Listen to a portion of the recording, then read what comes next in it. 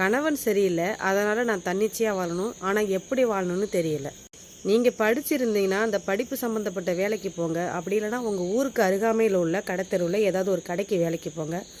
ஆனால் ஒரு முக்கியமான விஷயம், உங்கள் கணவர்கிட்டருந்து நீங்கள் பிரிஞ்சிருந்தீங்க அப்படின்னா கண்டிப்பாக அதை வெளியில் சொல்லாதீங்க. ஏன்னா அதை வச்சு அடுத்த ஆண்கள் உங்களை செக்ஸ்க்காக மட்டும் யூஸ் பண்ணிப்பாங்க.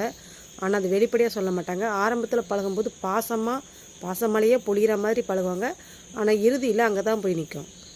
இல்லை, நான் உள்ளூரில் வேலை பார்க்கல, நான் வெளியூருக்கு வேலைக்கு போகிறேன் அப்படின்னா உங்களுக்கு தெரிஞ்ச தோழிகள் மூலமாக மட்டும் போங்க. ஆண்கள் மூலமாக போகாதீங்க. நல்ல ஆண்கள் நம்பிக்கை உரியவர், அவர் அந்த மாதிரியான விஷயத்துக்கெல்லாம் ஆசைப்படாதவர் அப்படின்னு நினச்சிங்கன்னா அந்த ஆண்கள் மூலமாக நீங்கள் வேலைக்கு போகலாம். மற்றபடி பெண்கள் மூலமாக மட்டும் வேலைக்கு போங்க. கணவனை பிரிஞ்சு வாழ்கிறவங்க அவ்வளோ சீக்கிரம் யாரையுமே முழுசாக நம்பிடாதீங்க. ரெண்டாவது வாழ்க்கைக்கும் அவ்வளோ சீக்கிரம் ஆசைப்படாதீங்க. உங்கள் குழந்தைங்க இருந்தால் குழந்தைங்கள மட்டும் பார்த்துக்கோங்க.